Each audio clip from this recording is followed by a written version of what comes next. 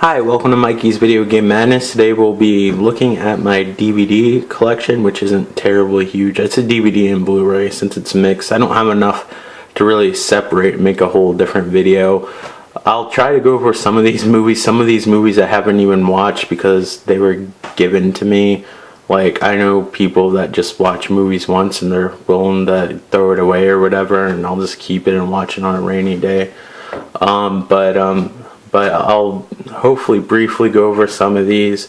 I don't want the video to be too long, so I'm not going to give you this huge detailed synopsis on each video, but let's see where we go with this. Alright, so the first one is The 40-Year-Old Virgin, which if you haven't seen, I think it's really funny. It's about a 40-year-old virgin trying to lose his virginity, and talks about that it's not that important. It's important to find the one you love, blah blah blah, but it's really a comedy.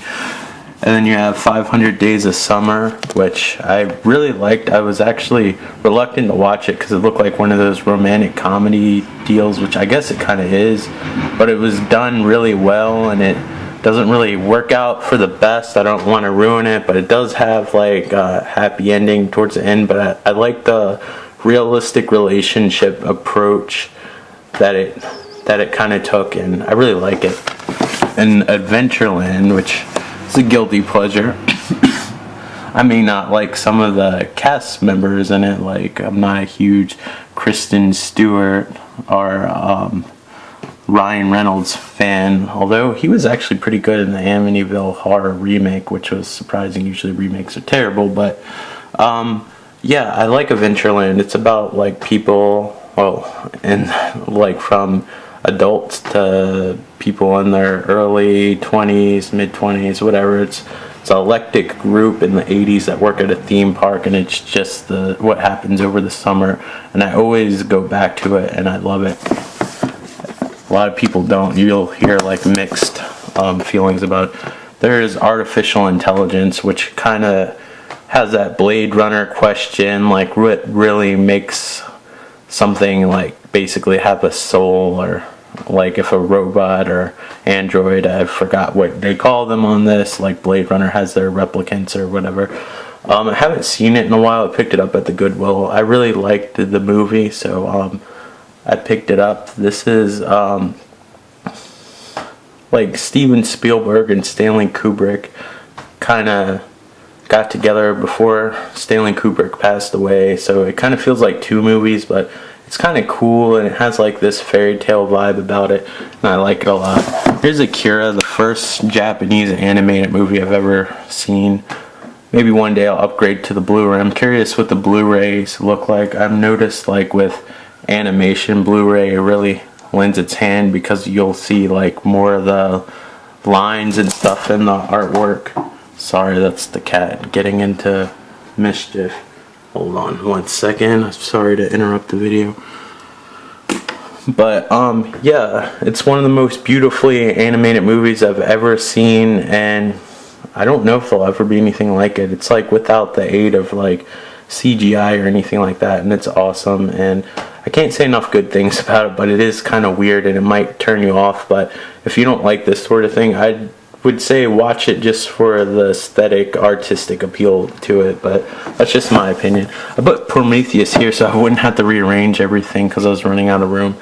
This is kind of a prequel to Alien, but not. It's kind of its own separate entity, which I don't think a lot of people realize. You kind of need to watch it on its own. I think personally it takes away from the mystery of the space jockey from Alien, but by itself I think it's an interesting film. It's not my favorite best film ever. I definitely like the Alien films better, but I think it's good for what it is. This is the 3D Blu-ray version, so it kind of adds like a little bit extra to it, but I like it. And like, I mean, there's stuff that you know I might not necessarily agree with, but by itself I think it's a good movie. If it didn't have that ball and chain of having the Alien franchise behind it, like, I think people would accept it more. But if you watch it on its own, it's interesting. It's basically about where life here started, really. It's really not about the Alien.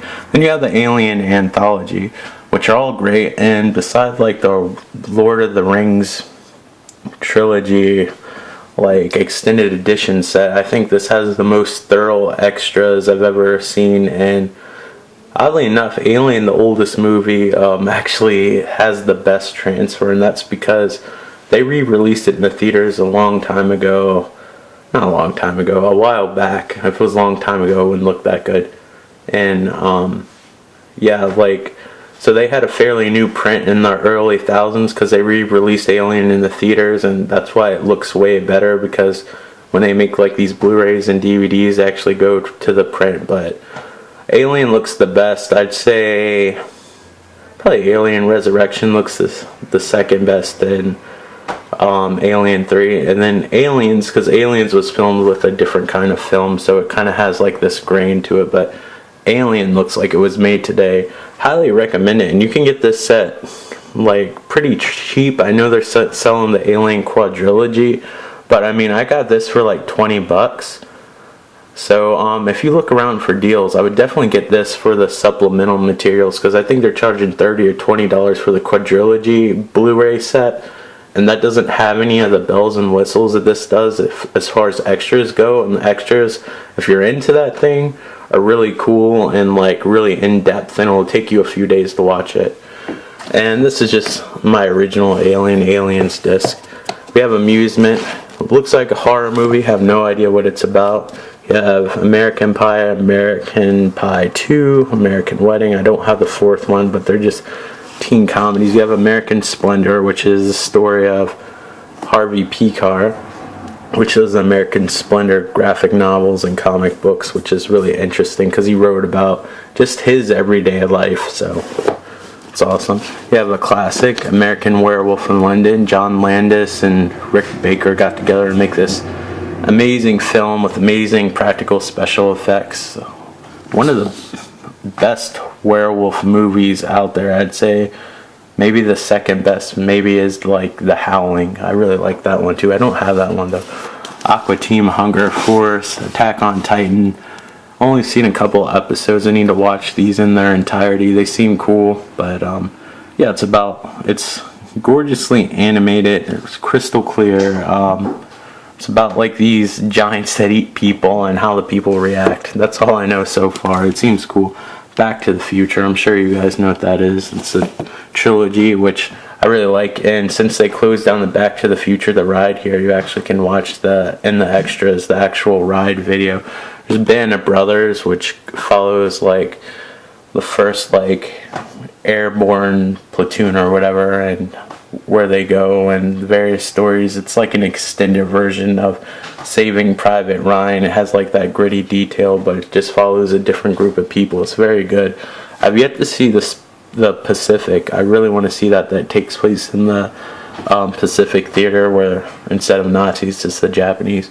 The two Tim Burton Batman films, my favorite ones, and I think that they're my favorite films of the Batman. Although I do like the animated Batman Mask of the Phantasm, it's really weird why I don't have that one in the Red Hood. But you know, I'm making a list of everything that I want just because it feels good to make a list, even though I don't necessarily get it. But I love these films because they match the fantasy and campy aspect with a little bit of seriousness, and it doesn't go too far over the line, where I think like the 60s and the Joel Schumacher ones kind of went more towards the campiness aspect, and then I feel like the Christopher Nolan ones, although good, are too serious and tries to make the character serious when they don't realize there's a man dressed up as a bat, like fighting crime, which is kind of ridiculous in its own right. So I think like with these movies, you can't 100% take yourself seriously, or it's gonna kind of come off weird. And then I think too campiness kind of takes away from the darkness of that character. But I know people love the 60s series, and I grew up on the 60s series. I used to watch the reruns before I ever saw the Tim Burton ones, because well, it wasn't out yet until the movie came out, and then I didn't get to see it till it was in video. I remember seeing the trailer and just being blown away, like in when I went to go see Ghostbusters 2 in the theater, which was I guess 1989. I was fairly young back then, a kid. was probably only like, gosh, I was only like 5 years old. I had to do the math, isn't that sad? But I'm recording, so whatever.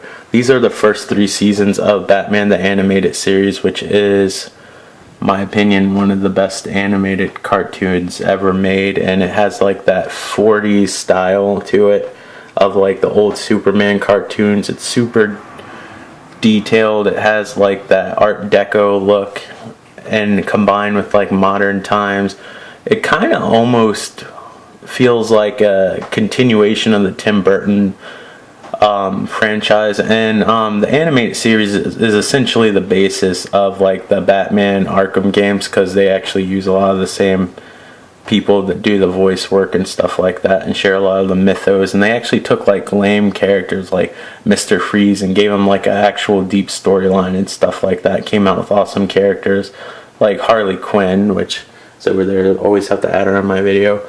And yeah, I just think it's great.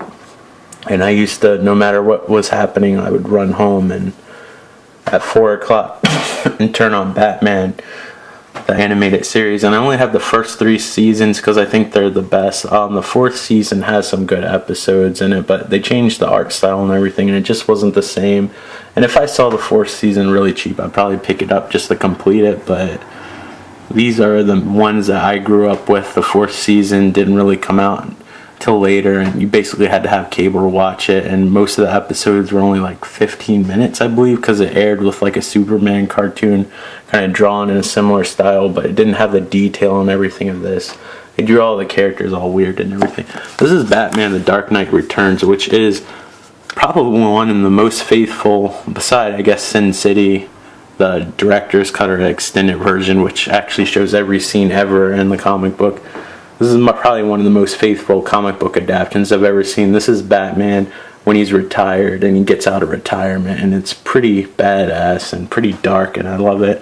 This is Beetlejuice. I'm sure you've seen this before. Interesting take on the afterlife. Michael Keaton, very underrated actor. I mean, he was like in Batman, Beetlejuice, and then he was in awesome movies like Clean and Sober, a bunch of other stuff. Real funny dude. And I don't know, I forgot what that movie is where he like recorded like the videos for his son because he had like a terminal illness or whatever. That was a good movie. He's a good actor and he should deserve more credit. They're talking about making a Beetlejuice too. I don't know if it's necessary, but I would love to revisit the character. This is Before the Devil Knows You're Dead. I don't know, I never saw it. This is Be Kind Rewind. People making like YouTube quality videos after they accidentally erase all the videotapes in a video store and their little bootleg thing. This is The Beyond. This is like a Italian horror film. I actually like it a lot. It takes place in Louisiana, which I always thought was an awesome place to have zombies because it has like that weird, dark, like occult aspect to it. And I just think Louisiana is like a creepy place, and it's warm and hot, so the bodies decompose faster and everything, and I like it a lot. It's a little bit cheesy at times, but it's whatever. Big Trouble in Little Chinatown. Love this movie. It's just like a fun, campy movie. I remember the first time I saw it, it came on regular TV. I was like, what is this? This is awesome, but I had to leave the house or whatever to go do something, and I didn't find out till later what it was. And if you watch it, you can tell that Mortal Kombat actually took a lot from the movie. There's Big Fish. It's just the story of like a dying grandpa retelling his stories, and they're a bit exaggerated, and it shows it through his exaggerations. This is the Black Dahlia. I got it for $3. I probably should get a case for it, but whatever. This is Black Lagoon. Sorry I wasn't filming there. My arm is getting really sore because I had to hold up the camera. But Black Lagoon's like a really cool anime, which I'm not a huge anime fan, but there's a few I like, and I really like this one. And it's about like a bunch of mercenaries that go on random jobs, and they always run into all these fucked up characters and everything. And I love how the main character, Remy or whatever, she like curses like a sailor, and you don't really see that too often in anime films. It feels more American in style than it does and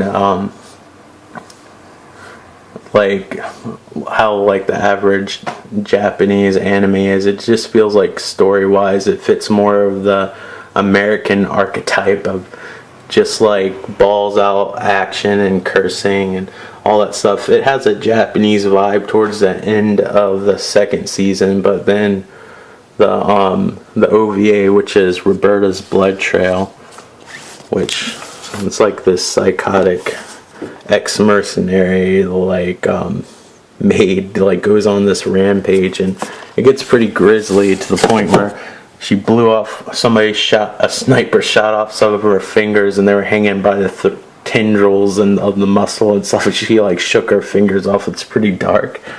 We had Blade Runner, which is an amazing film. I shouldn't tell you anything about it. You should watch it. Blues Brothers. This has the regular and extended versions. Although I feel like most copies must have the extended version on it, because I was thinking I was getting something special, and then I watched it, and then most of the stuff on the extended version I've already seen, if not all. So I feel like I've seen the extended version or had it before. I don't know. They might air it on TV or something. But like none of the scenes I saw were new, unless I just always watched the extended version. I don't know. But I watched it before DVDs were prevalent, and I think that's when the extended version came out. So maybe I just imagined it. There's the Boondocks. It's even though it's American, it's anime style, but it has a lot of social commentary, whether you agree with it or not. I don't always necessarily agree with everything, but I kind of like the different perspectives of some of the stuff, and it's enjoyable to watch like a different point of view, and it's really I don't know, it's kind of a satire, so it doesn't take itself too seriously. So I don't even know some of the messages that it gives it's really trying to give. I think sometimes it just makes fun of what it's trying to say. There's Caddyshack. Apparently I'm not going to attempt to pull this out with one hand. Yeah, it's a classic about a Caddyshack. There's Cannibal the Musical. It was made by the people who made South Park. This is The Cat People, which is watchable, but I wouldn't say it's the best movie. It came in a 2-pack with My American Werewolf in London. There's Charlie and the Chocolate Factory I got as a gift. It's a watchable movie. It's not Tim Burton or Johnny Depp at their best, but it's watchable, and you know, it's fun and it's closer to the book. There's Clerks. I really like this. Just basically about clerks serving people in their random conversations, and I worked retail and I can relate to it.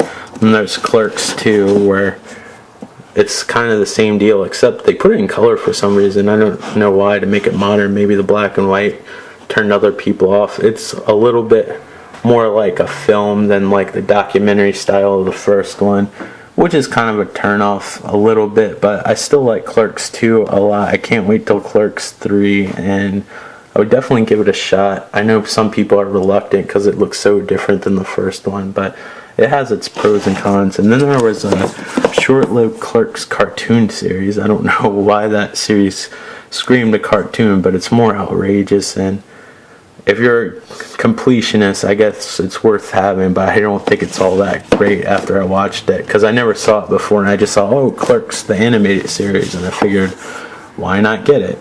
There's Coneheads, which is the movie spin-off from the Saturday Night Live skits. They're aliens, and they're trying to live as human. There's Coraline, based on like the Neil Gaiman, I hope I'm saying his name right, book. I love it a lot. I love the stop motion animation. This actually comes with 3D glasses. There's actually a version that works with 3D TVs I would like to have. It's one of my favorite stop motion movies I've ever seen, and you know, I would highly recommend it even if you're not into kids movies. There's A Corpse's Bride.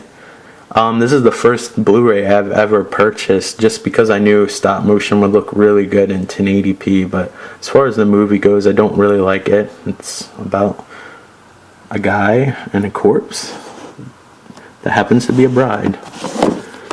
There's Cowboy Bebop. I kind of talked about it in the earlier video where I said that my go-to TV shows, awesome TV show with music and stuff, has to do with mercenaries and stuff like that and their random adventures.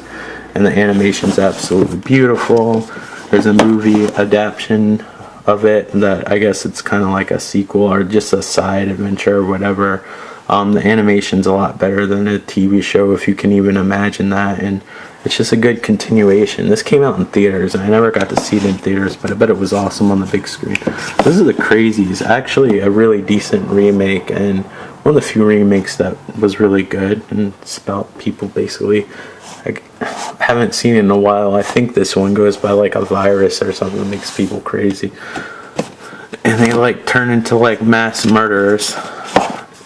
There's Creep Show, which is like an anthology. Actually, my favorite movie based on Stephen King's writing. It has Tom Savini doing the special effects, Stephen King doing the writing, and this awkward acting part that has to do with a meteor. That's all I'll say, because you need to check it out. And George Romero, who does the Dead movies, which Night of the Living Dead, Dawn of the Dead, Day of the Dead, and then there's Land of the Dead, Diary of the Dead, and then I can't remember what the last one was called because I didn't like it that much when I watched it.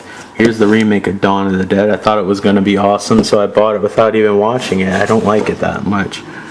Here's the Dawn of the Dead Ultimate Edition, and yeah, what can I say? It has all four.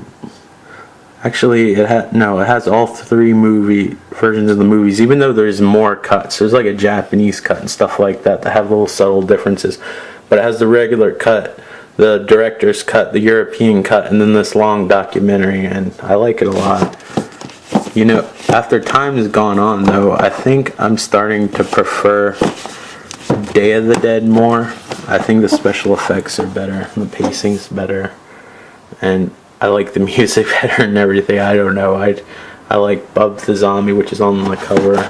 My favorite zombie ever is Dr. Tongue, which is this guy there without the lower jaw. I always thought he was so awesome, and it's all practical effects. I mean, I think The Walking Dead pretty much has every zombie movie topped, but you know, it's whatever. So we have Land of the Dead, which was the fourth Night of the Living Dead movie, and I saw this in the theaters, and this is the unrated version. I think a lot of the blood was black when you saw it in the theater, but they changed it back to red. It has a lot of gorier scenes, but nothing that stood out that I didn't remember in the theater, but not as good as the original, but good by themselves. I still need to get Night of the Living Dead, but you know, I have it on VHS, but I need to get the DVD, but there's so many versions of it. Like, I didn't want to order the official one, which I know which one to get, but I just procrastinated. And I don't know, I like to find things in real life. I hate ordering stuff. So this is Dirty Harry 2-disc edition. I mean, they have all his movies, but I really like the first one. The other ones are just kind of continuations, but the first one always sticks out for me. Like, I might pick up the sequels later on. They have a lot of them at like discount stores and stuff like that, the 2-disc special editions, but if I'm going to get one, I'm going to get the original. So yeah, like that. District 9 is kind of a cool documentary like film about alien. Donnie Darko, interesting concept of time travel and parallel universes and stuff like that. The director is actually from Virginia, which is interesting. There is a sequel, which I can't remember what it was called, but it had to do with his sister or whatever, and I heard it was pretty terrible. It has nothing to do with the original, but it's an interesting dark film. It takes place in the 80s. It has a lot of 80s soundtracks. This is the director's cut, so some of the music is different. There's extended scenes. I don't know if it has the original. I've just seen the director's cut version, but I mean, that's really the way to go. I've seen both versions. I just only watched the director's cut on this DVD. It's Dragon Ball Z. What can I say? If you don't already know about it, it's like a anime show where people are fighting a lot and random shit happens and there's just too much to tell, and they had them on sale for like the first 3 seasons, and those are all that were out at the time. I haven't even watched season 2 or 3. I'm not totally into it because it drags out. Maybe later on I'll collect the rest of them because I'm sort of a completionist and I kind of want like the rest of them now that I got the first three. Maybe one day I'll enjoy it. I know they have a Kai version that kind of condenses some of the story that drags out, but this is the unedited version, so it has all the blood and gore and stuff in it. But after season 1, I took a break and I never went back. It's not necessarily bad, and I'm not picking on it. It just, it's like a director who didn't want to ever take anything out to like make the story flow better. That's the best way I can say it. Even the movies kind of drag on a little bit with their pacing, but you know, it's cool to see. It's cool that they have the uncut versions, and yeah, I think that they're good for what they are, and I wouldn't mind getting back into them. The sets are sort of pricey now for some reason than they were when I purchased them, but eventually I'll probably collect all of them when I'm 40. Alright, this is Ed Wood, which is an interesting film because it doesn't seem like a Tim Burton film at all. It's one of the few Tim Burton films besides Sweeney Todd that doesn't have Danny Elfman actually doing the soundtrack, but I really like it. It's really good, and it's just kind of tells the story of like the B movie director Ed Wood, who was a transvestite actually, who liked to dress in women's clothing, and he made the famous bad movie Plan 9 from Outer Space. It's Escape from New York, which is kind of like a urban western with John Carpenter. This isn't filming too well. It's getting dark outside for some reason. But yeah, great film. Escape from Los Angeles. It kind of follows the storyline of the first film almost to a T, except it takes place in a different area, but still fun. But the original holds up way better in my opinion, and I think the original also got like a better Blu-ray treatment with the treatment of like the film and stuff like that, and DVD as well. I think the DVD probably looks just as good. The special edition one that came with the comic book. This is Eraserhead. This was before they actually had an American version. I don't know if you can see it, but it's in Korean on the back. Maybe this will be easier to see. This is before they actually had American version. Now there's a nice Criterion set I believe you can get. This is E.T. This has both the original good unaltered version from 1982, I believe that it came out. Is that when it came out? I can't tell you when it came out because it only has a newer date, and it has the extended version, which is interesting, but it was before CGI was really as good as it is now, so E.T. kind of looks way different than the puppet. Kind of like the way Jabba the Hutt in the first version of the special edition looked kind of weird compared to the way he did in Return of the Jedi, but it's whatever. I really like E.T., and it's one of those movies that I gotta kind of hold back the tears a little bit towards the end. I haven't cried yet though, but I've been close. There's the Evil Dead Book of the Dead, which comes in this Necronomicon packaging. I'm not going to pull it out and flip the sleeves. I believe I showed it to you in an older video. It's Evil Dead 2 on Blu-ray. You wouldn't think it looked good on Blu-ray, but it actually does look really good because it has like the clear film scratches and stuff like that, and the Blu-ray treatment's really good, and I like the little documentaries. And then you have Army of Darkness, the director's cut bootleg edition, and the reason why they called it a bootleg edition because there was a really expensive like numbered limited version of the director's cut, and basically they put in these super grainy scenes that changes the ending of the movie, and nobody could afford it. Like, it was going on eBay for $200. Now you can get like the boomstick edition or whatever that has all the extra shit in it.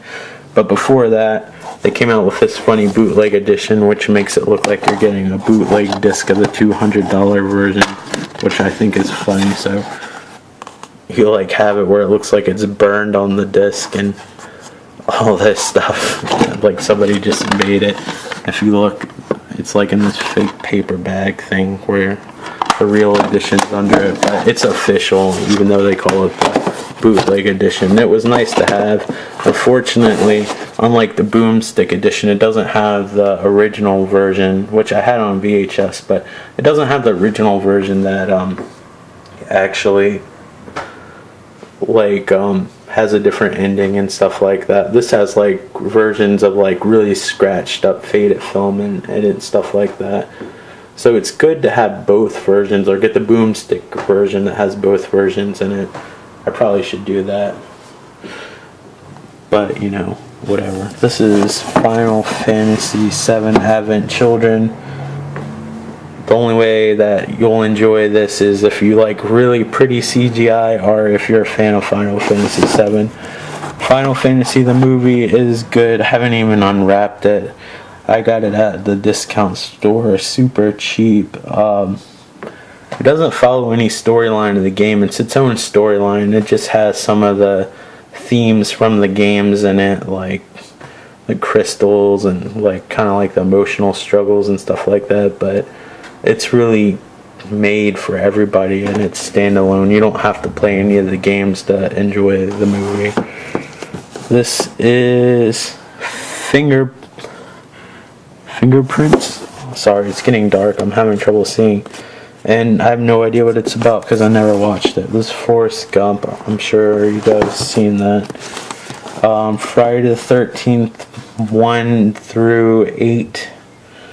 It's good. It has interesting documentaries on it. I always feel like the pacing on the movies are kind of slow, but I still like them because they always have creative kills and they're always interesting towards the end. This is Friday the 13th, Part 9, Jason Goes to Hell. It has the original and director's cut version. One thing about this, unfortunately, I forgot to mention, is it doesn't have the 3D version of Part 3, and it doesn't have the unrated version of the original Friday the 13th, which is kind of a bummer, but there's not a lot of gore taken out. Actually, there's a lot more gore cut out of the later ones, like 6, 7. I don't know if 8 was cut so much, but I know 6 and 7 were really cut gore-wise, because around like the mid to late 80s they got super strict with gore. Well, if they could only imagine like The Walking Dead and the violent shit that comes on TV now. Here's Freddy vs. Jason. Not a great movie, but it's a fun movie, a popcorn flick as I would call it. And yeah, sorry, I had to plug in the cord. I was running out of battery power, and it made the cat jump because she was laying on the cord. But it's kind of like the kind of story. It's like Albert and Costello meet Frankenstein, or Frankenstein versus the Wolfman. It's like a modern take. There's funny people. It's Judd Apatow. Not the best movie, but watchable. It's made by the director. Made the 40-year-old version. There's Gangs in New York, which I kind of like it. It's basically some of the... How would I explain it? Because I don't know how to finish the sentence the way I started it. It's basically a movie about like the early days, like with the immigrants and stuff like that in New York, and how like the Irish were like discriminated against and stuff like that, and how they started gangs. It's interesting. I definitely would give it a watch if you're curious about the history of like that time. Sorry I'm giving such a brief things, but I got so many movies I gotta go through. This is Garden State, kind of a coming to age film. I used to have like a lot of friends that actually liked the movie, and I don't know why. I was being a rebel without a cause. I was like, I'm not watching that just because everybody else watches it. I don't know why I was being stupid like that. Eventually watched them, liked it. Ghostbusters 1 and 2 Blu-ray. Comes in a little book. I would highly recommend you get this version. It's the best print of the movie. And these are the first Blu-ray releases. I actually have the other ones too. I don't know why I keep on buying the same movies over and over again. But these, in my opinion, have a better print than the green slime 2-pack. This is Ghost in the Shell, another movie to deal with the issues with androids and stuff like that, and whether they're people or not and stuff like that. It's a cool film. Highly recommend it. Beautifully animated. Can't say enough good things about it. If you're not into anime, you may not like it. It's an entry-level anime as far as I know, because I'm watching it and I'm not a huge anime fan. This is Ghost in the Shell 2, Innocence. Not as good as the first one, but interesting to watch if you're a fan of the series or the TV show Standalone Complex. But I would definitely watch the first one in Standalone Complex first and then go into the second one depending on how you feel. This is Ghost World, another kind of movie about like people graduating high school, like what are you going to do with your life, struggling with mundane things. It's based on a graphical novel and the characters are super interesting and quirky. You got the main character Enid Coleslaw, which she's kind of like an introvert who falls in love with like this guy that like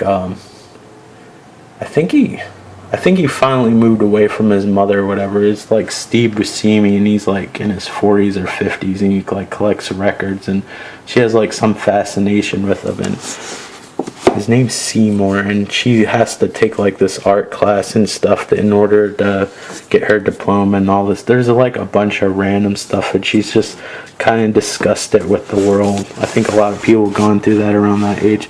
This is the Swedish trilogy of the Girl with the Dragon Tattoo, or some people call it the Millennium Trilogy. This is the extended edition, so each movie's like 4 hours long and split onto 2 discs.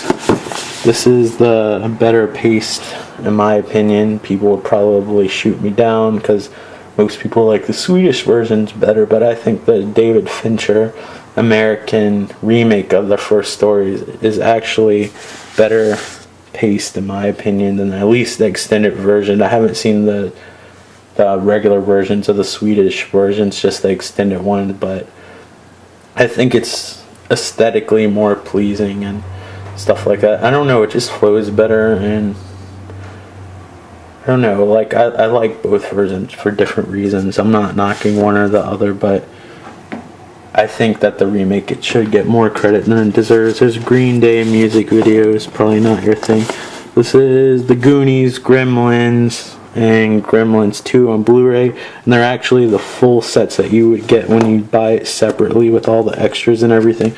There's the Haunting TV series I talked about, Hellraiser, and Hellraiser 2, some of my favorite horror movies, and then I got the 6 film set that has Hellraiser 3, Hellraiser 4, 5, 6, 7, and 8. They don't really numerically name them on the movies, but I was a completionist. I don't count that weird remake, or it's not even a remake. I don't even know what the hell you would call it, where they didn't use Doug Bradley as Pinhead, and it just didn't work for me. Hitchhiker's Guide from the Galaxy, actually a pretty awesome adaptation of the book, even though it adds elements from the series. I think, even though this is probably blasphemous to some people, I think it's somewhat of an upgrade from the British television series that I rented from the library, because it's one of the few things I could rent. But that was interesting in its own right. But the Hitchhiker's Guide to the Galaxy movie kind of adds aspects from the other books as well, so it's not completely accurate, I guess, to the first book. Then you have the Indiana Jones trilogy, which I already had on DVD, and by the time Indiana Jones 4 came out, which isn't great, but it grows on me the more I watch it, but it'll never be on par with the other movies, but it's definitely watchable. I mean, it's like visiting an old friend. Here's In Dreams. I haven't watched it. It was one of those giveaways. Inglourious Bastards. This movie tends to drag on at parts, but I really like the cinematography and the interesting storyline and the World War II aspect of, like, you know, like the Hogan's Hero, like underdog kind of like soldiers and stuff like that. And it's like the A-team in World War II, and then it has like this other serious storyline that parallels with this girl trying to get revenge, owns this theater, and I think it's the cinematography and the colors, and I'm colorblind, so it means a lot, are just beautiful, and I like it a lot. There's Innocent Blood, which is another John Landis film, and it's caught on that plastic clip that comes on these cheaper cardboard DVD boxes, but I like it a lot. It's like American Werewolf in London, but with vampires, and it's good. And you get to see what is it, Don Rickles or whatever the hell his name is. Anyway, whatever his name is, like that old guy that plays Mr. Potato Head on Toy Story. You get to watch him melt. So the movie's worth the price of admission just for that. I have Jackass number 2 and Jackass 3. I really like the Jackass movies. I don't know what's wrong with me. I need to get the other ones, but I'm sure you know what that is. Here's Jaws. The special edition with the cool documentary and everything. I'm sure you know what Jaws is. Jay and Silent Bob, Kevin Smith film, kind of immature, funny when I was in high school. Not a terrible, huge fan of it now. Really immature humor, but I'll watch it now and again. There's a Jerk with Steve Martin, who grew up, like, I guess as an orphan, who got raised by African American family, so he thinks that he's African American, stuff like that, and he's just kind of dumb, and it just shows his various adventures. And I like the movie a lot, and it's kind of timeless, even though it's kind of stupid silly. Here's Judo, directed by Jason Reitman, who is Ivan Reitman's son, who actually directed Ghostbusters, Stripes, amongst other films. And if you watch Ghostbusters 2, like, if you see that kid at the birthday party, it says, "Dad," like, my dad says you guys are full of crap and all that stuff. That's actually Jason Reitman, and grew up to direct this film. And this is basically about, like, this girl, Juno, that gets pregnant and what she does with their baby, and the miscellaneous various suburban adventures that go along with it. This is Kids in the Hall, which is like kind of like a Canadian version of Saturday Night Live, or I should have just said it's kind of like SCTV except more modern, even though it's kind of old now and everybody's old. But it's a great series. I don't have the 5th season, unfortunately. I used to watch these all the time when I'd come home from school. Here's the movie Brain Candy. Not as good as the show, but it's a good companion to have. This is a Lego movie. Cool to watch, but I think story-wise it was somewhat overrated. But what are you honestly going to do with Legos in a movie? But I think it's a fun movie to watch. It's one of those popcorn flicks. Little Shop of Horrors. This is the director's cut, but it also has the original cut, and I definitely like both cuts. And it's amazing how well they restored it. It doesn't even look like it was found in the garage somewhere. Let me sit down now that I'm at the bottom shelf. But yeah, I like it a lot. The print's not gonna blow your mind. I don't know if they have the director's cut on DVD, but I don't think you're missing out if you can get it cheaper on DVD. But if you can find it either way and you're a fan of the movie like I am, I'm a terribly huge fan of it. It's one of my favorite musicals of all time, but I don't really have that many. But it's one of my favorite movies, to be honest with you. But I have a lot of favorite movies. It's like trying to pick out your favorite kid. Somebody asks me what my favorite movie is, I usually just say Ghostbusters, a cop-out, but I have like a lot of favorite movies. And yeah, it's a remake of the Roger Corman film, which wasn't a musical. Then they made a musical out of it, and then Frank Oz, who did a lot of the voices of like the Muppets and stuff like that, directed this film, which makes sense since Audrey 2, which is the name of the plant, as a puppet. But I just think this is classic, and in my opinion better than the Roger Corman one, but it's based on the Broadway musical. This is the extended version of the Lord of the Rings trilogy, which the movies are so long they have to be put on 2 Blu-rays. And then there's, I don't know why they didn't put the special features on Blu-rays, but they put those on DVDs. Maybe it was cheaper to do it that way, I have no idea. But yeah, it's 15 discs in all, so it's quite a bit of material to watch. It's lost in translation. Can't say enough good things about this movie. This is like an experience. As Bill Murray, it's always in the comedy section, but I don't really know what to categorize this movie. To me, it's almost like an experience. And then we have the Lupin movies, which is basically, he's like a thief and like James Bond mixed together. And here's a bunch of movies in this, various adventures. I'm trying to find the non-loop one. There's Men in Black. I like the first one. It's kind of like Ghostbusters, except they go after aliens. Here's The Life of Brian, a Monty Python film. I'm sure you guys have all seen it, as well as The Meaning of Life.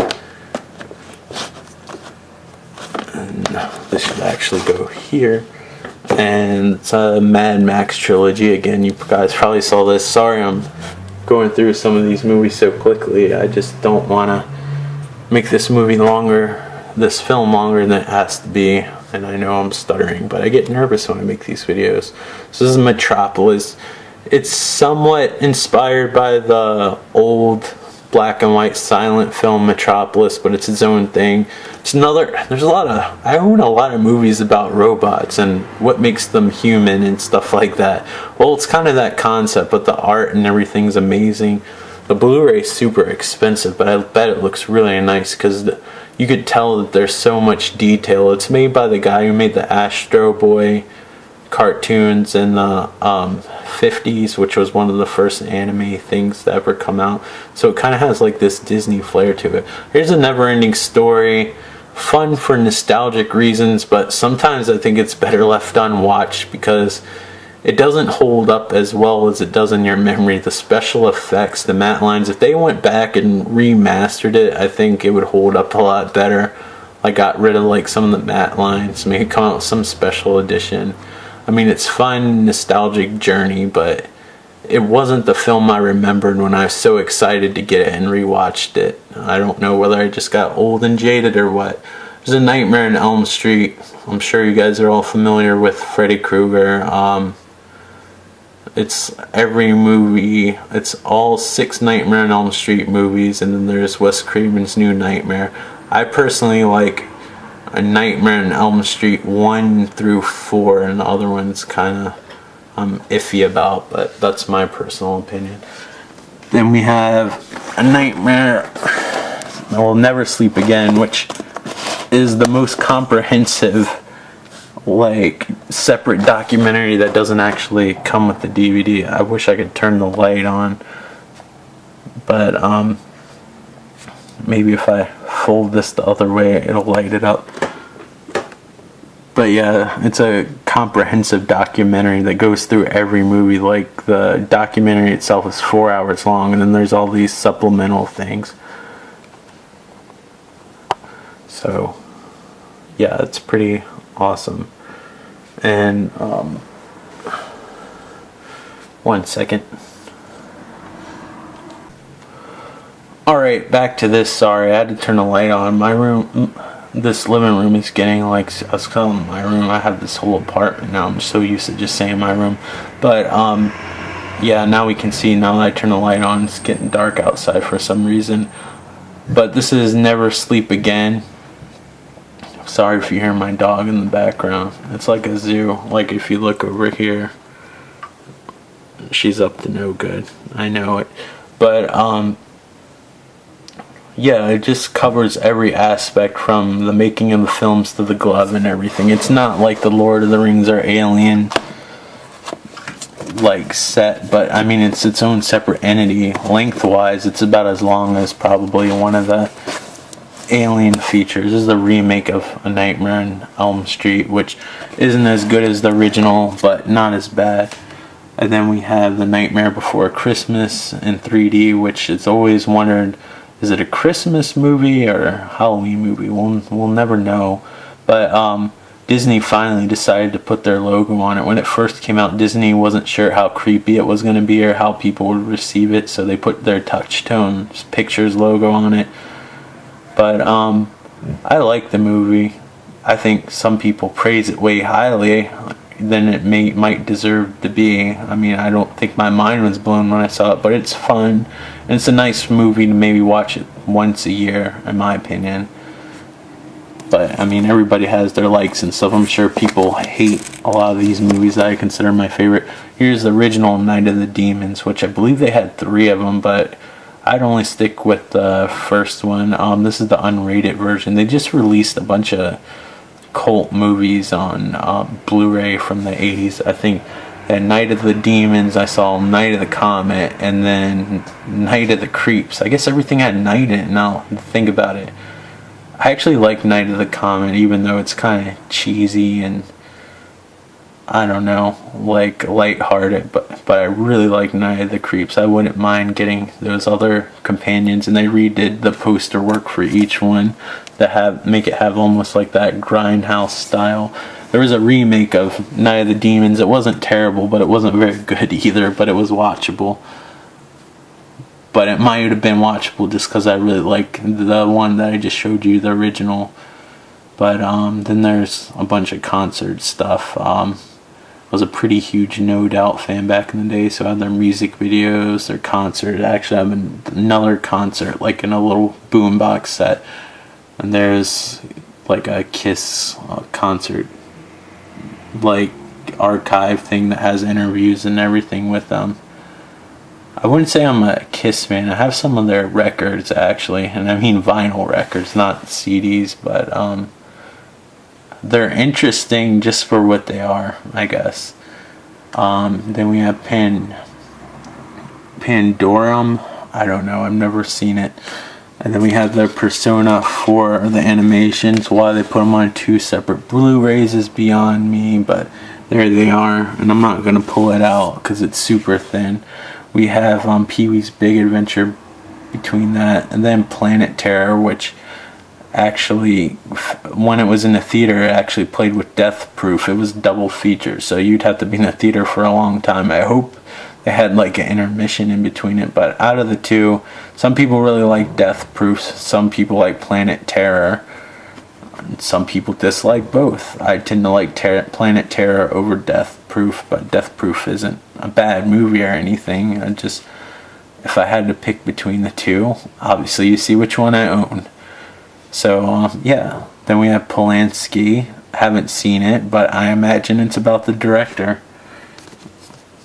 And then we have Portlandia Season 3. I would like to get Season 1 and 2. And I don't know if 4 is out.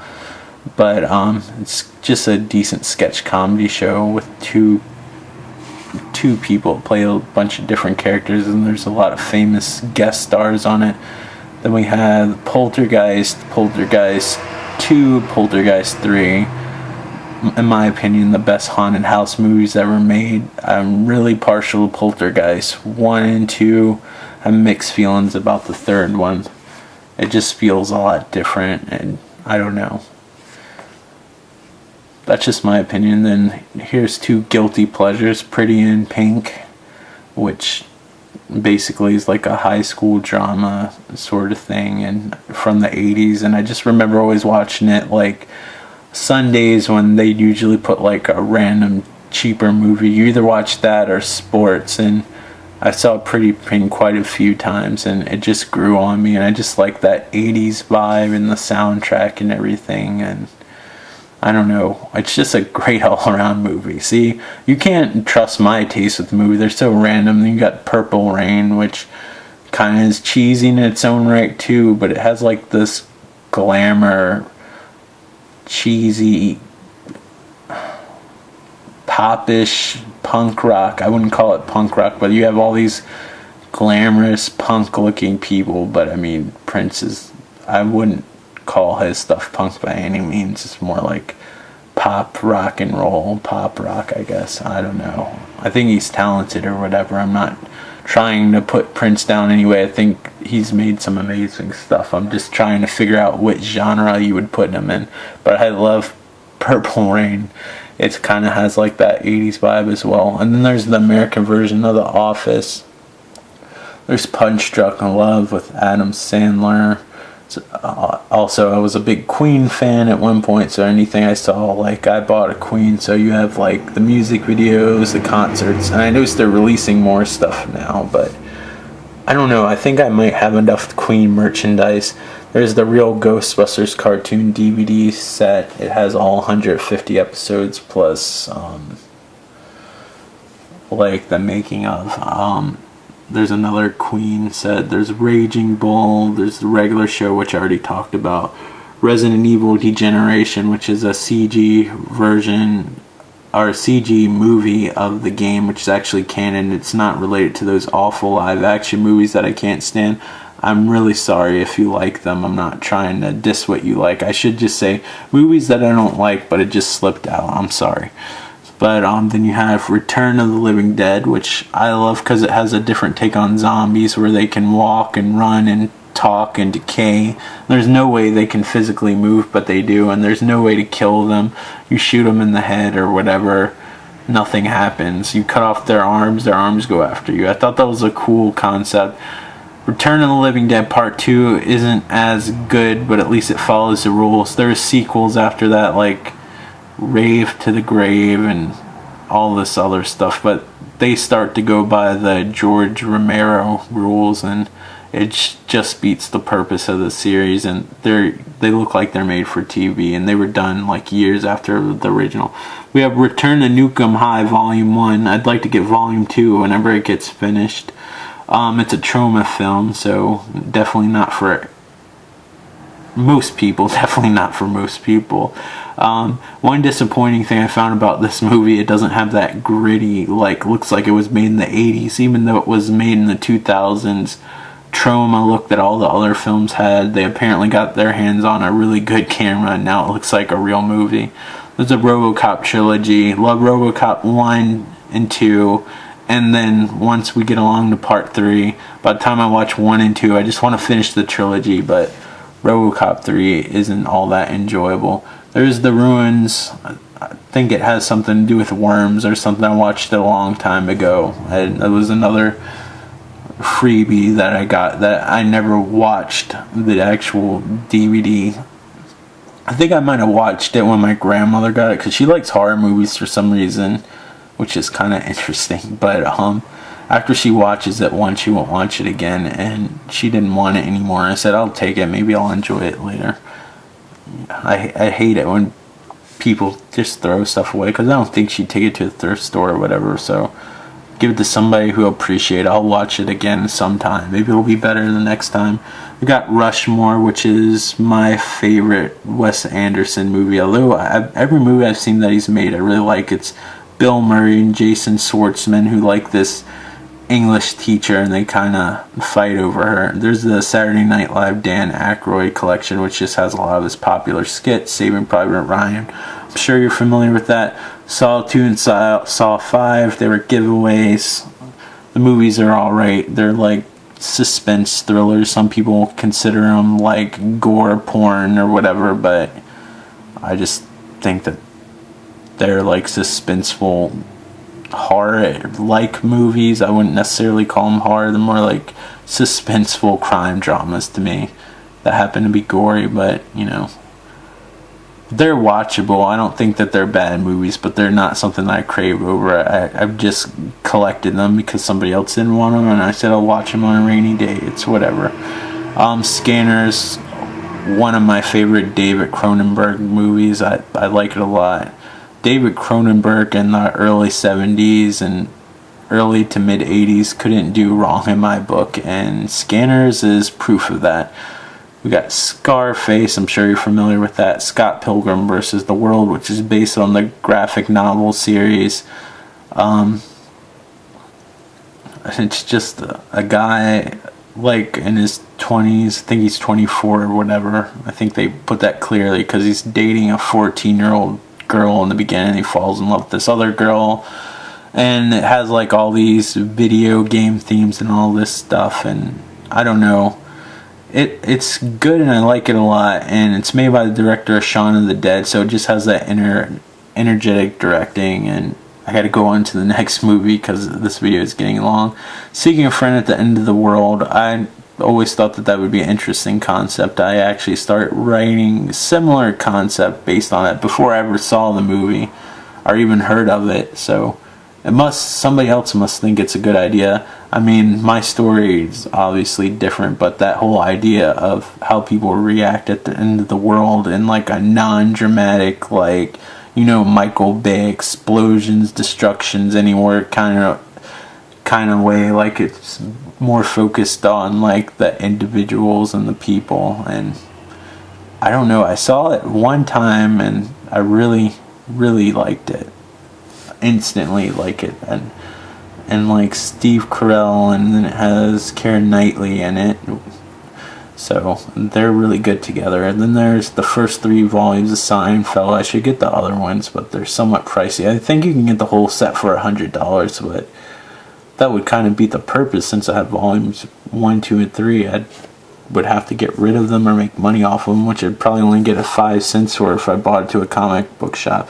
There's 7. I think that's a David Fincher film. I saw it a long time ago. It's based on the 7 deadly sins, each murder that they come across. Interesting psychological thriller. Love it. Shaun of the Dead, a humorous take on the zombie genre. Silent Hill. Actually, beside like a few dramatic changes, like changing the main protagonist from like a guy to a girl and stuff like that, it's pretty faithful to the original PlayStation 1 game in a lot of respects. Of course, when you have a movie, you gotta change it. The only Simpsons season that I own, I never started collecting them. I like season 3 a lot because it was when the Simpsons actually had a plot and some actual storyline. It wasn't all about comedy all the time. This is the Sin City recut extended unrated version, which has almost like exact like copies of the comic book just filmed. It's good, and actually comes with one of the comics, so you actually can look at the comic book while it's playing and you can see how accurate it is. 16 Candles, another guilty pleasure 80s movie. Slither, which is actually an homage to Night of the Creeps, which I really like, and I like it a lot. The Strangers, never watched it. I think it has to do with these kidnapper people. I don't know. There's the Sam Raimi Spider-Man series, and you see Spider-Man 2.1, and I still kept my Spider-Man 2 because both versions have different scenes or alternate scenes in them, so they're different. So if you don't have one, you'll miss out on scenes from the other one. So if you're a fan, it's good to get both.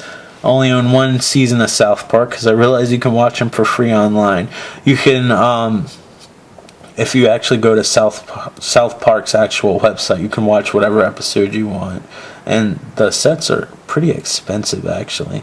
And I usually end up spending my money on video games when I have the option of movies or games. And those sets cost as much as video games, if not more. So, unless they're like on some crazy sale. So I never collect them. There's Spirited Away, which is an amazing... It's Japanese animated, but it has like this Disney flair. It's a Miyazaki. I hope I'm saying his name right. A directed movie, and I hope I say his name right. It isn't part of his name, but yeah, it's the way that I wish Disney was now. Disney does everything in CG now, and it's really disappointing because it kind of robs kids from the old Disney days, and even up to like the mid-90s. Even to probably late 90s, because I think they had Lilo and Stitch where it was hand-drawn animation. And that's exactly what Spirited Away is. It's imaginative, and it's really like a Disney film, like an old Disney film. It just happens to be made by someone else, and it really doesn't feel like an anime by any sense of the word, even though it probably would get stuck in that category. But a lot of times if you go to a store that sells movies or whatever, it's not in the anime section, it'll be in the family Disney movie section, which is kind of cool. Sorry about the talking outside. There's Star Wars Episode 1, 2, 3, 4, 5, and 6. Like a lot of people, I like the original trilogy better. I don't think the prequels are as terrible as everybody says they were. I think Episode 1 didn't really need to be told. I think it should have started at Episode 2. There should have been some middle movie between Episode 2 and 3. And I guess that's where the TV show The Clone Wars kind of tried to fill in, where Anakin slowly got evil, because and by the time you get to Episode 3, he's like evil overnight. But I still think they're watchable movies and they're fun, but they don't hold up to the original trilogy. But I also got to think like maybe like younger kids they might like the prequels more than the older movies. That's their Star Wars. Maybe it's special to them. So I can't put it down really, like, from that point of view. So I think that they're fun, but I don't think they have the classic appeal of the originals. And I think the characters and writing and are a lot better. And I think part of the reason of that is that episode 5 and 6 were actually made by different directors and people that helped out more with the screenplay. Like, the prequels are all George Lucas. I'm curious how episode 7 was. As of this recording, the teaser trailer aired, and it looks pretty awesome just based on the small amount of things that I've seen. I'm glad they're using a lot more practical effects mixed with CGI, because a big issue with the prequels were that people almost didn't act with any props whatsoever. Almost everything was CGI. There's Stella, there's a trio. It's funny stuff, but it's kind of stupid humor. Super bad. It's like a teen comedy. Two guys get laid, you know. It's the typical thing, but it's funny and kind of risque at points and well done. There's Superman, the Richard Donner cut, which is like Superman 2, the original, except that they took out a lot of the cheesy scenes, like Superman blocking like I think like some sort of laser fire or something, like with this big Superman symbol. Looks like a garbage bag or something. There's like some weird scenes in the original Superman 2. And it's the Richard Donner cut. Richard Donner, who directed the original movie, and you might know him from directing Goonies as well.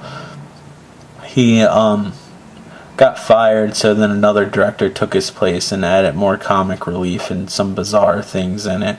So they found like 80% of Richard Donner's footage and mixed it with, I guess, the remaining 10% of, like, actually the remaining 20%. Sorry, I'm not thinking. And yeah, like they basically made a new cut. Sorry for sounding stupid there. I'm just talking so fast. I'm not thinking. Anyway, we got the Super Mario Brothers Super Show. It just used to come on when I was a kid, so it's nostalgic to me. It's based on Super Mario Brothers 2, actually.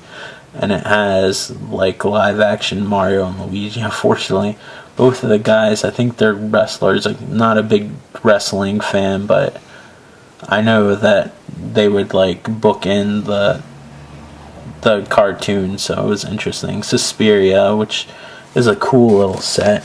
I don't think I've ever shown it before, but it's cool. This is probably Dario Argento's popular movie. He actually did a lot of work on the Dawn of the Dead European version. Which has a lot more gobbling music, which this movie is famous for. Special effects are cheesy, but it's more about the cinematography and the art style. This movie's like a painting, and a lot of Italian directors, you can tell by the poster almost, like it's kind of an artistic movie. But it's kind of a cool set. I don't know why they added these, but they're cool. Like these little mini posters. Of course, this one's probably still my favorite. The special effects aren't the greatest, but as you can see there, they did some of this in Creepshow. Maybe George Romero, because he was friends with Dario Argento, was inspired, like, with the different tones. Like when he's doing Creepshow, he used like a lot of lighting to set like the mood and stuff like that, which Dario Argento did. And this movie's older, so this came out first. So I'm not crazy about these little screen grabs. It's almost like getting like an old pack of 70s trading cards. This is usually like one of the pictures that's always used, like when they like show a screen capture of the movie. That picture and this one, when they were talking about Silent Hill in the old Electronic Gaming Monthly magazine, I believe that they showed that photograph of Suspiria. But you can see it's like the background, everything. There was so much attention to detail, like the backgrounds on the walls like blended in with the action of the scene and stuff like that.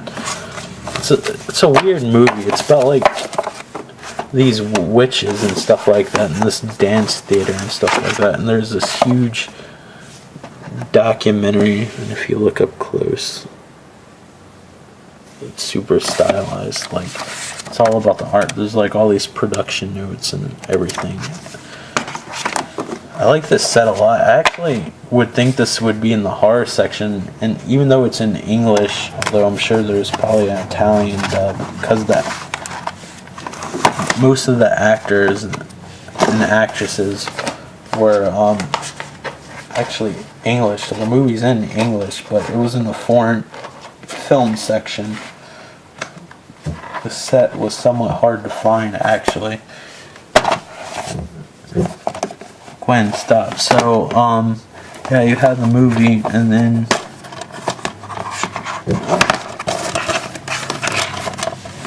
you have like the making of, and then they gave you the Goblin soundtrack, which I think is fantastic. Actually, for Halloween, actually played it in my yard while we were like scaring kids one year. I'll just not waste any more time. I'll put away once I'm done with this video. Sweeney Todd, another one of my favorite movies. Tales from the Dark Side, which people consider this Creepshow Part 3, especially Tom Savini. Like, some of the stories that we're supposed to use in Creepshow, like The Cat from Hell, I believe what it's called, were actually originally supposed to be used in Creepshow. They used in this, and Debbie Harry like plays like this Hansel and Gretel witch, this taxi driver. Story about a Vietnam veteran that comes back, and he ends up being like a vigilante, and there's little 13-year-old Jodie Foster as a prostitute. Then there's the Terminator 2, you already saw that. Terra Firma, this movie's really fucked up. It's a trauma movie. Look it up if you want to know more. The original Texas Chainsaw Massacre, which I think is a classic, as well as Texas Chainsaw Massacre 2, even though it's made by the same director. Like, it's more of a comedy. John Carpenter's The Thing, which is based on a book called Who Goes There, and this is more accurate than the black and white version called The Thing, and then there was subtitle Thing from Another World, which had like this weird vegetable monster. They had some aspects that were close to the book in this movie, like being in the Arctic or whatnot, but like this is a lot more accurate. I just don't think they had the resources or like I don't even know if they could probably appropriately show what happens like when the monster transforms, even if they could do the special effects like back then, because back in the day, like horror movies, they didn't show a lot because it would be considered obscene or inappropriate, and you wouldn't be allowed to watch it, and it'd be banned. That's why a lot of older horror movies you never really see a drip of blood. You didn't really see gory like movies until like the Hammer horror films came out. Then we have Tim and Eric's awesome show, Great Job, seasons 1 through 5, which is the whole series. I've talked about it in my other video, just a bizarre series that emulates public access television. Here's the Trauma Toxic Avenger films. They're like really fucked up versions of superhero movies. They're super gory and over the top, and just awesome.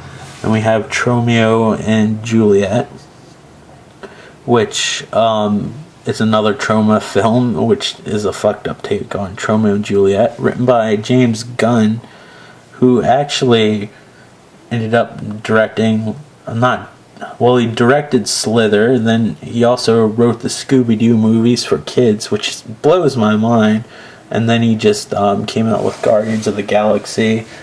He also wrote all the dialogue for Lollipop Chainsaw, and I'm trying to think of other stuff. I don't know, go on his Internet Movie Database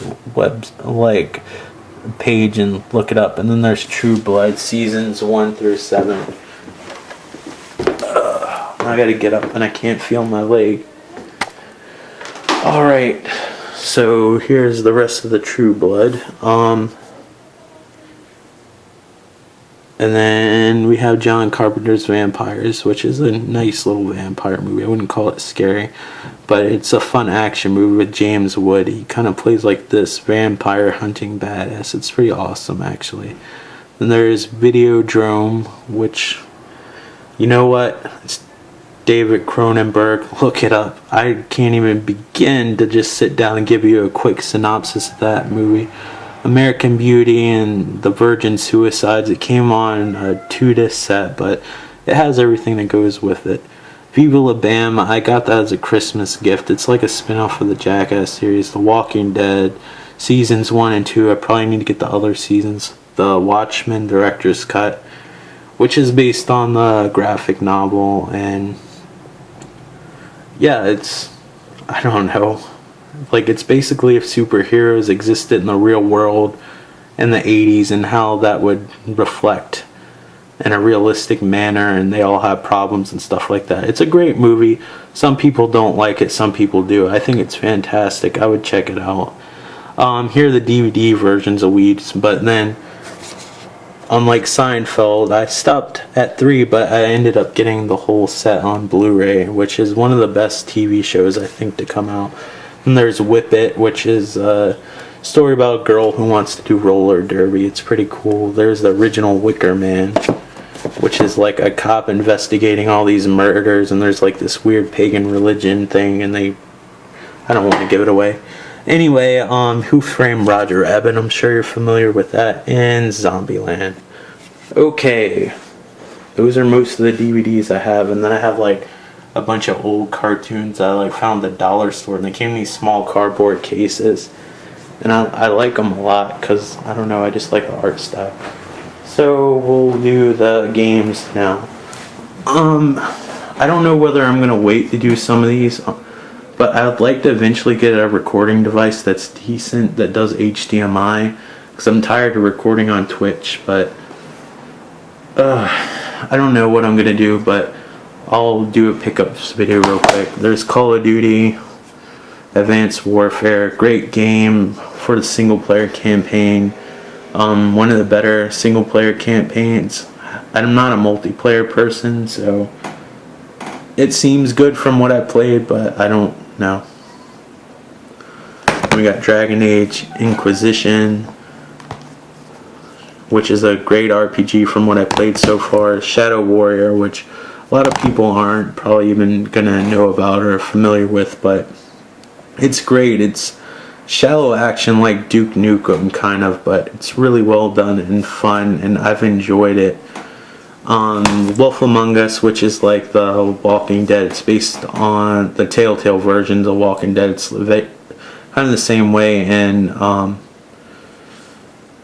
yeah, like, it's based on the Vertigo DC comics, like Fables series, which are basically like characters from the fairy tale books and stuff like that, like the Brothers Grimm's, but they use stuff from Alice in Wonderland, like basically any fable really. And they're like glamored by like this witch where they look like they're human, but they actually, like, if their glamour wears off, they turn into like whatever character they were in the stories or fables, and they're in incognito in New York, and you play as the big bad wolf basically, and you're trying to figure out murder mystery. It's a murder mystery, and it's really cool, and I've enjoyed it so far. I've only played the first episode, so I can't tell you much about these games. There's Far Cry 4. If you like Far Cry 3, you'll love Far Cry 4. It's everything you want it and a little bit more. I haven't spent a lot of time with this. From what I spent, it's absolutely amazing. And the reason why I haven't spent a lot of time is because Grand Theft Auto 5 Remastered. Once I started playing that game again, like, I dropped everything else. So I'll have pretty much a decent amount of games to play before any other games come out, which will give me enough money to save up and get a decent recording device. So this is Persona Q, because I don't think there's any more games that I can think of that are coming out that I actually would be into. So that's it for quite a few months. So those will probably tide me over besides like a few old games I'd look for, but unless they're super cheap, I won't bother. I hate to be cheap, but I definitely want to get that HDMI recording device. Alright, Persona Q, Shadow of the Labyrinth. This is the special Wild Cards Edition unboxing. And this basically comes with the game right here. I'm not sure why they always rate these Persona games mature, because I think they should get a teen rating. I don't think anything too bad that's in them. But yeah, we got that. We got a 3DS XL case. I haven't even opened this. This was a floor model, by the way, so Atlas only releases like a limited amount of things, or a limited amount of their items, so I was lucky to find this. And this is a 3DS XL case, which I was desperately needing. Here's the exclamation point zippers. So yeah. It's hard to open with the camera in your hand, I'll tell you.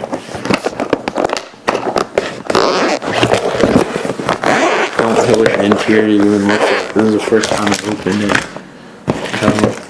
We got a little pouch for games. That's all. It looks like it's screen printed, but I think it's ironed on. How cheap. But yeah, it looks cool. You play as the Persona 3 and Persona 4 characters. You got tarot cards. I actually got a free copy of the tarot cards that came with Persona 4 Arena Ultimax, which I already had, but the guy at the store, since I was cool with him, he gave me another copy so I'd have a sealed version. And it comes with this art book, which I'm kind of disappointed it's not hardbound, but whatever.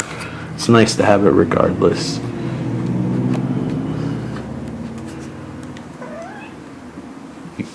I don't know how good of a shot you're getting, but if you don't like what you see, you can pause it. If you want to see more of it in detail, ask me, I guess. But I'm trying to get this video done because my camera's about to run out of batteries. And then it comes with this CD. I haven't listened to it as it's sealed, as is everything. But I got both things of the tarot cards. They're not real tarot cards, those are cards from the game. And the guy actually, even though a lot of people aren't necessarily into the game, I think the game is actually pretty fun. It's not the best game I ever played, but somebody must have turned in their copy of Watch Dogs, and he gave me a free art book of this that was just laying in their drawer. Nobody wanted it, and I took it because I just love art books. I just love colorful books. And if anything, like, the conceptual artwork in this game is really amazing.